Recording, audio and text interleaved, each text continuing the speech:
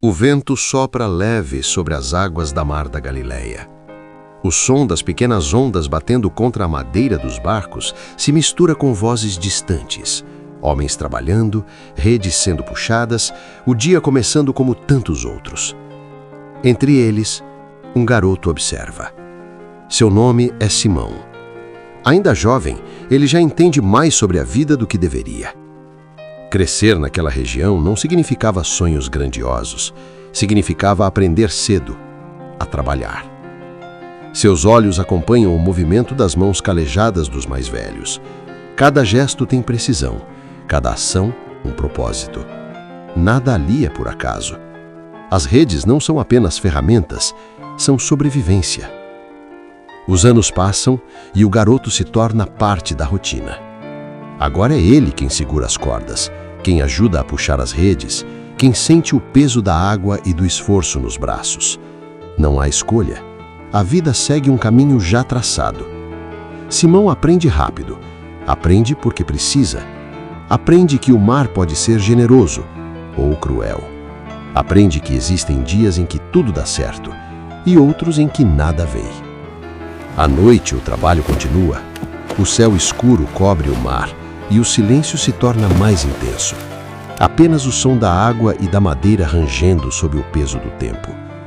São nessas horas que os pensamentos aparecem. A repetição dos dias começa a pesar. Trabalhar, comer, dormir e repetir.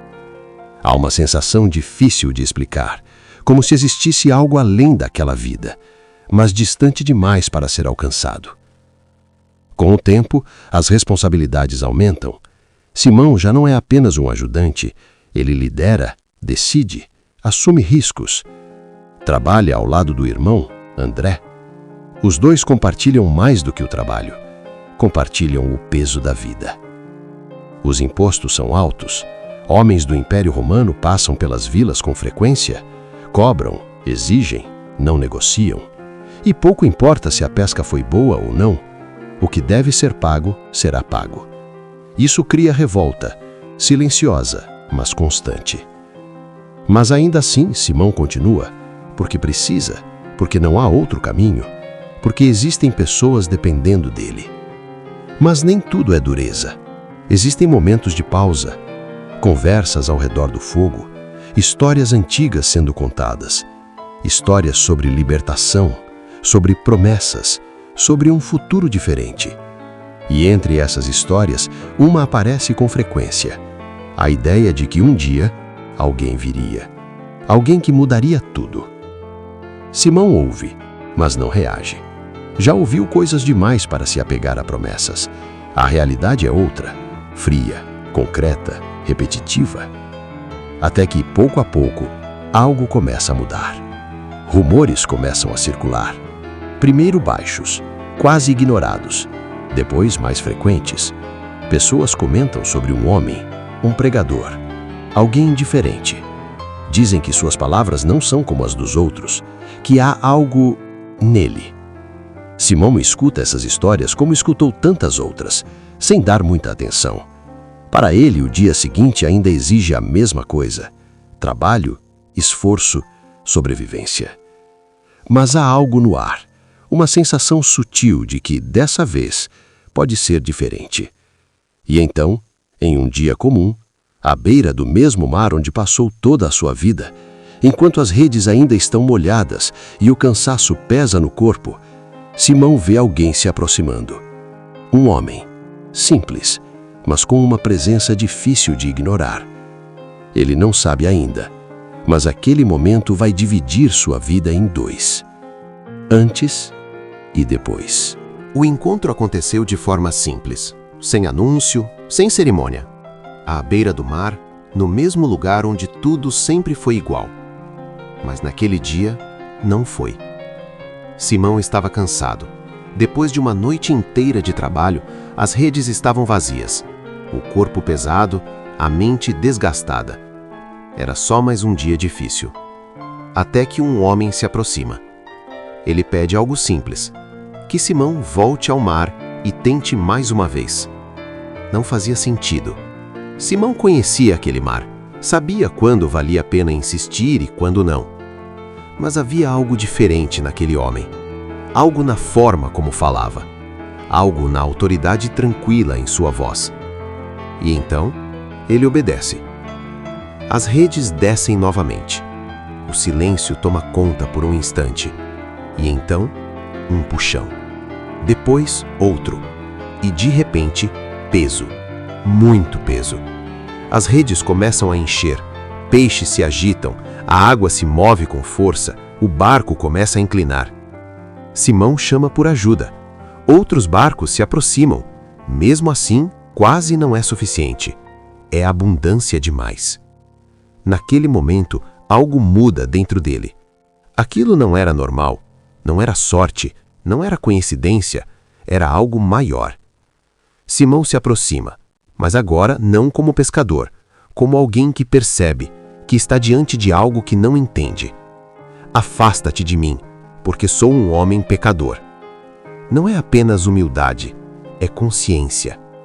E então vem o chamado, curto, direto, mas definitivo. Segue-me. Simão olha para o barco, para as redes, para tudo que construiu até ali, e simplesmente deixa. Sem garantias, sem planos, sem saber exatamente para onde aquilo levaria.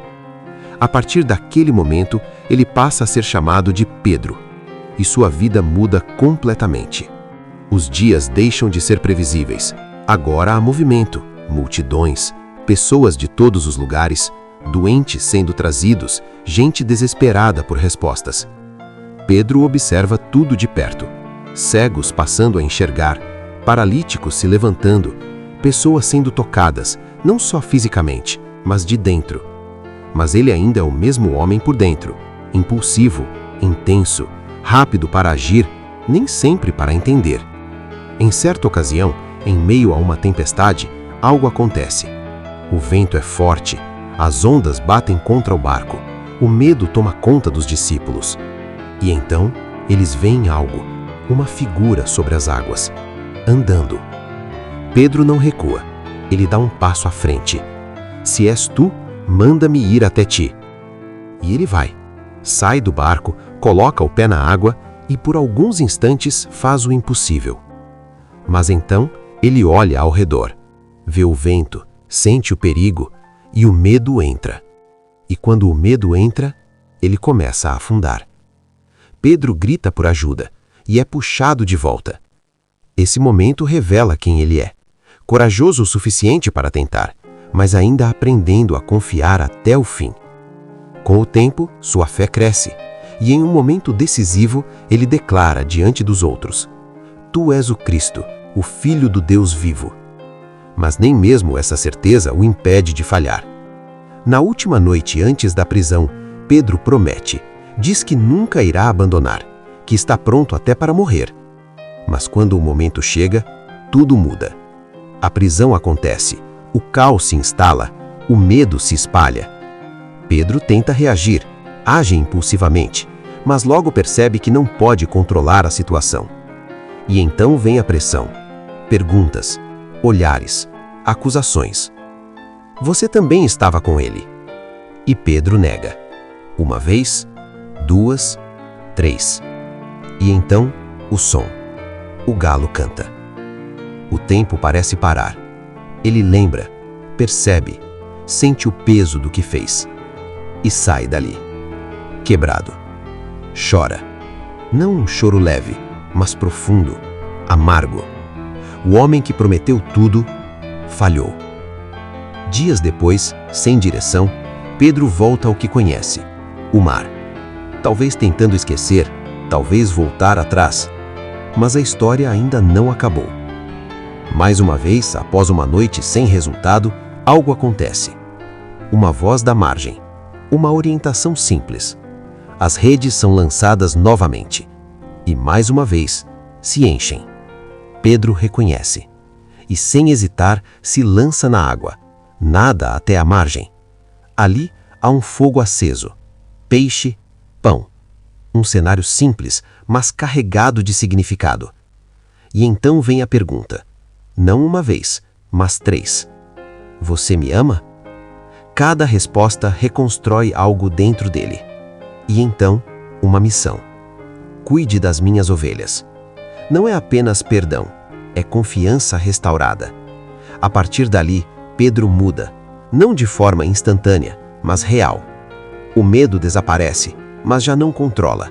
O homem impulsivo começa a se tornar firme, e o que vem depois vai levá-lo muito além do mar e marcará a história para sempre. Depois da restauração, tudo muda. Não de forma instantânea, mas profunda. O homem que antes recuava diante do medo, agora começa a enfrentar aquilo que antes o paralisava. Dias depois, em Jerusalém, algo acontece. Um evento que marca o início de uma nova fase. Pessoas reunidas, expectativa no ar. E então, poder, coragem, convicção.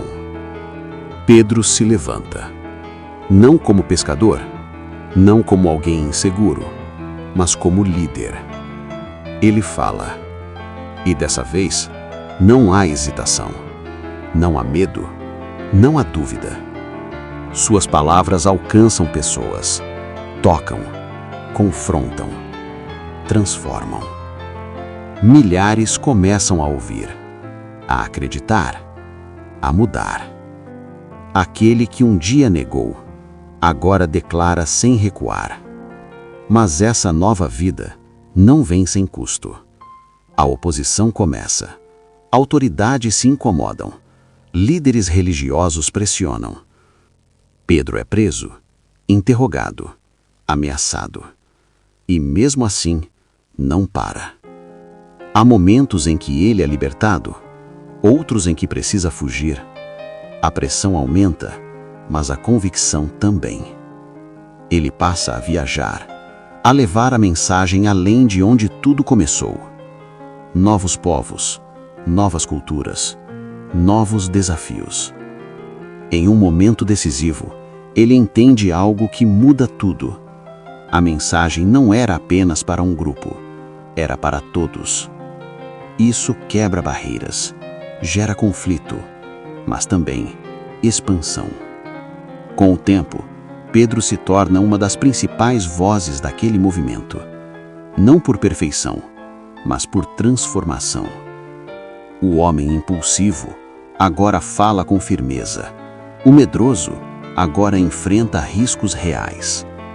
E então, os anos passam.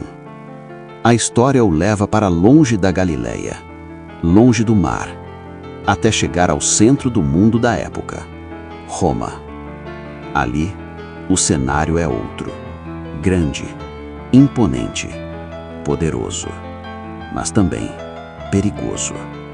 O ambiente é hostil, a perseguição cresce. Ser identificado como seguidor daquela mensagem já não é apenas um risco social, é risco de vida. Mesmo assim, Pedro continua. Ele ensina, fortalece outros, mantém viva a mensagem. Mas o conflito chega ao limite. O governo começa a agir com mais força. A repressão aumenta. E então chega o momento final. Pedro é preso novamente. Dessa vez, não há saída. Segundo relatos antigos, ele é condenado à morte. Crucificação. O mesmo destino daquele que um dia seguiu. Mas há um detalhe. Ele faz um pedido. Diz não ser digno de morrer da mesma forma. E então, é crucificado de cabeça para baixo. Um fim difícil, doloroso, mas coerente com tudo que sua vida se tornou. O homem que um dia teve medo de ser reconhecido, morre agora sem negar quem é, sem recuar, sem voltar atrás. E é assim que termina a história de Pedro. Não como alguém perfeito, mas como alguém transformado. De pescador a líder. De impulsivo a firme. De alguém comum a alguém que marcou a história. E talvez seja exatamente isso que torna sua história tão forte. Porque mostra que não é sobre nunca falhar, mas sobre o que você faz depois da queda. chegamos ao fim. Não deixe de assistir aos outros vídeos do canal. Muito obrigado e até a próxima.